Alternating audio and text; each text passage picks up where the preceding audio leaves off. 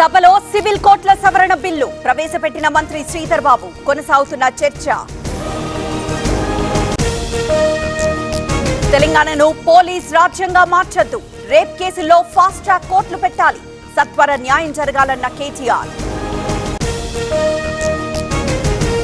America వెళ్లొచ్చేలోపు ఏవైనా జరగచ్చు, ఖమ్మం లేదా నల్గొండ బాంబు పేలే ఛాన్స్, సీఎం రేవంత్ పై కౌశిక్ రెడ్డి సెటార్లు.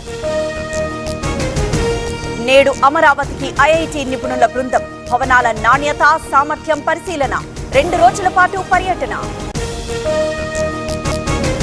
కుక్కలు విపరీతంగా పెరిగిపోయాయి, నియంత్రణకు చర్యలు తీసుకోవాలి, సర్కార్కు ఎమ్మెల్యే మాధవరం కృష్ణారావు విజ్ఞప్తి.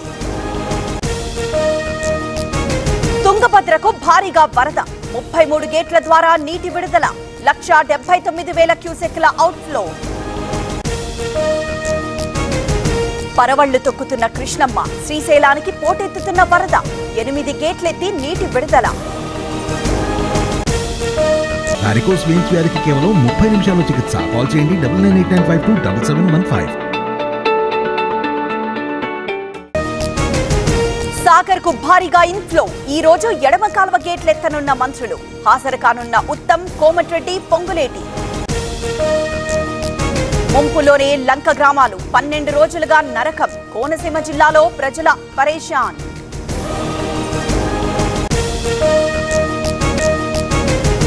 ఎస్బీఐ ఏటీఎంలో దొంగతనం, 3 లక్షలకు పైగా నగదు అపహరణ, అనంతపురం జిల్లా కల్లూరులో ఘటన. సత్తుపల్లి ప్రభుత్వాసుపత్రిలో కంపు, సర్జికల్ వ్యర్థాల పారపోత, డంపింగ్ యార్డ్ను తలపిస్తున్న దవాఖానా. పెద్దపల్లి జిల్లా సుల్తానాబాద్ లో జ్వరాల తీవ్రత, ప్రభుత్వ ప్రైవేట్ ఆసుపత్రులకు తాకిడి, టెన్షన్ పెడుతున్న వైరల్ ఫీవర్స్.